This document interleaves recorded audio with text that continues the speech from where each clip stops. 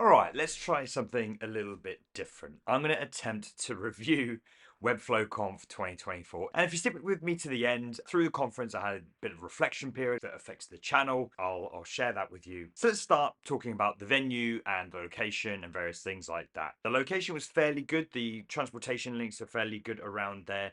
I think St. Paul's was the closest tube station. I got the bus, which was late on both days because of diversions. Fairly convenient in that respect. It's fairly central to London, so I think many people could get to it. Both the events that happen in the evening were a little bit far away for some people. Having said that, I think people who are new to London would have probably enjoyed venturing out and getting the tube or getting the bus to different parts and seeing different parts of London. So yeah, it's up to you whether you take that as a pro or a con. Now, the venue itself was super nice, clean, and the highlight really was the food. Now, whenever I go to a conference, I never really know what the food situation is. I even brought a bunch of snacks, but not only were there snacks provided throughout the whole conference, at lunchtime there was a really good meal selection that meant that by the end of the day you were totally full of really good quality food. So fair dues. Which kind of leads me on to the price of the tickets. I think last year I didn't go, but last year it was a free conference, whereas this year Webflow decided to charge for it. And after speaking to some of the guys, the turnout was roughly the same for those things. Now, I think it's probably quite important from an organization and an event standpoint to actually sell tickets. It means you're committed. It means they're not preparing provisions like food and drink and capabilities and capacity and things like that for people who really are half-arsing going in the first place. So I think whilst they start out at $3.99, which is the price I bought my tickets at, I think they've reduced it something like 70% or something like this, which brought in a lot more people. But either way, putting your money where your mouth is really important in these events. So I'm glad that I think they should charge going forward. I don't think it should necessarily be a free event, just because if that's the quality you're getting, then I think it's worthwhile. Which leads me on to the opening ceremony. So we already kind of knew what was happening with Webflow and their latest features and their latest releases because they did it a week before in San Francisco. No real surprises there. Same overall enjoyable experience learning about the new, exciting new features that Webflow have to offer. And then once the opening ceremony was finished, we were kind of left to go into some of the talks, some of the workshops. You had to pre-book these talks a little bit, which I didn't realize until a week before. I managed to book most of the talks that I wanted. You could just go to whatever talk that you wanted to, as long as everyone that was in who had pre-booked, then they would let people in. So you could mingle around, but it's good to, I guess, track those numbers. Now, most of these that are in the main area were more to do with the product launches. A lot of those go into more depth than use cases, testimonials, all that kind of stuff to do with the new products that Webflow have released. A lot of the stuff was very, very good, but really it's about the in-between points of these conferences if you're thinking about going.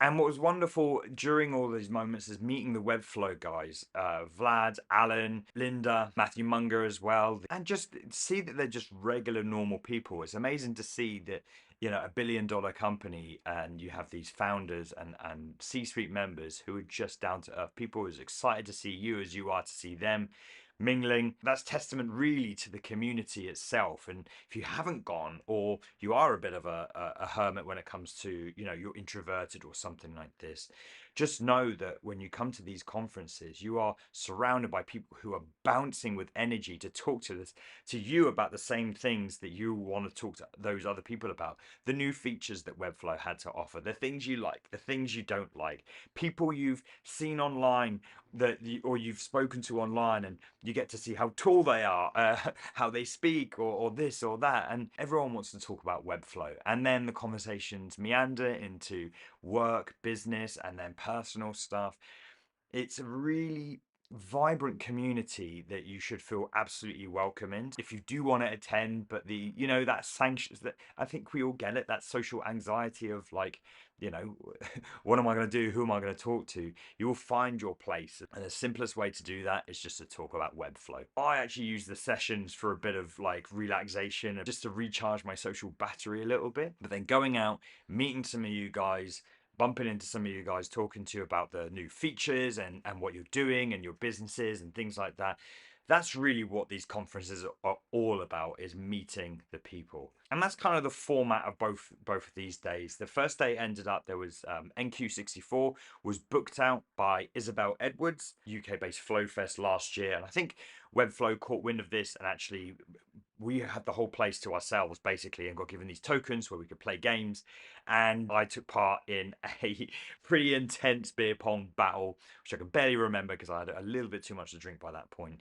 But we won somehow. Me and Joseph Berry won that one. And then the next day was particularly hard for me, but I fought through. Again, the same day, the same format, more talks. And the second day ended with an Ask Me Anything of the C-suite staff.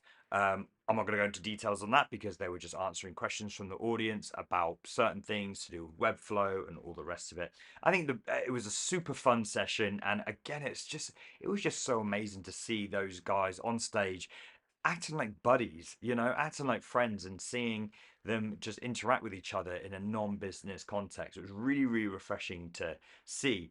I think the biggest sort of criticism from that session was, I think there were some serious questions that people wanted to get answered. It turned into a bit of a fun session, but it was a really, really nice way to end the 2 days. And then we headed out to the Mikado in Elephant and Castle, which was great to sort of round off the day. Then we all headed back to a student dive bar, which just was flooded with Webflow people. Again, just chatting to everyone, getting to know more and more people, which has been great. And then we headed back to the afters with none other than Vlad himself.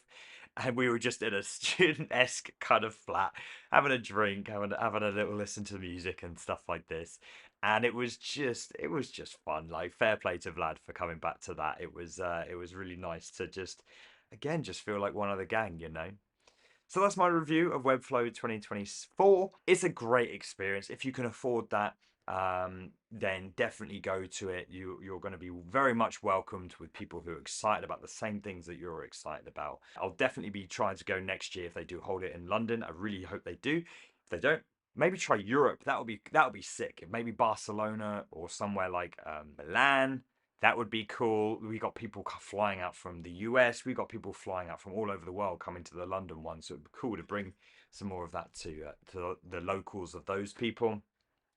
So yeah, overall a really good day. And I said I'd share some reflections that I had from the day. If you want to stick with me while I share this, then I'd really appreciate that. If not, cheers for tuning in. I'll see you in the next one.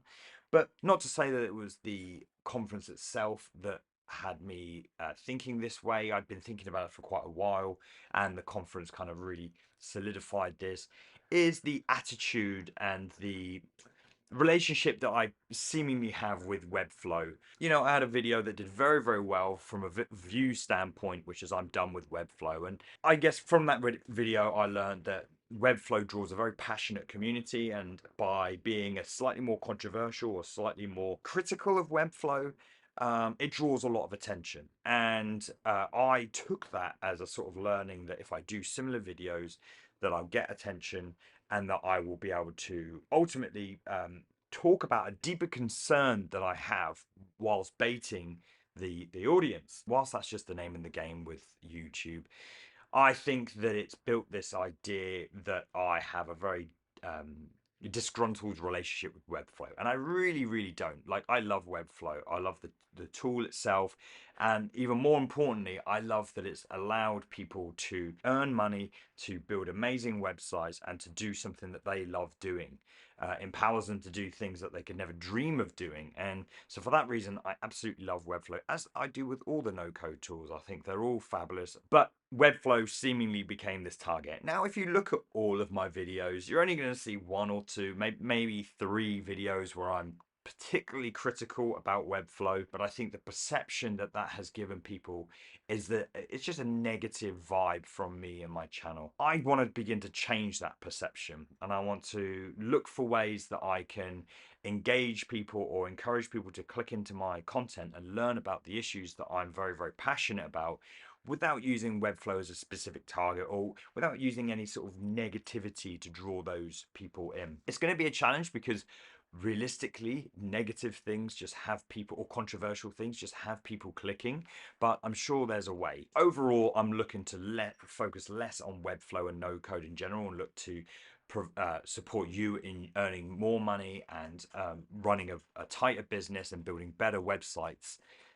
The videos that I do focus on Webflow, I think I'm just going to again avoid that overly negative connotations that when it comes to it. Anyone that's stuck with me to the end, I really do appreciate it. And for anyone that I've potentially hurt or that I've given negative feelings to, then I truly am sorry. Like, you know, people came up to me and at the conference and said they were surprised or that they didn't expect me to be the person I am, and that's not a huge surprise, really, is it? When you were talking about YouTube, you took YouTube as this fake thing that you don't get a true representation of myself, but I still want you guys to see a very positive thing, whether it's even if it's just a small slither of my personality. I am a positive person, and I want you guys to experience that as well, and to just feel positivity when you come to my channel, because I just want to build amazing, sick websites.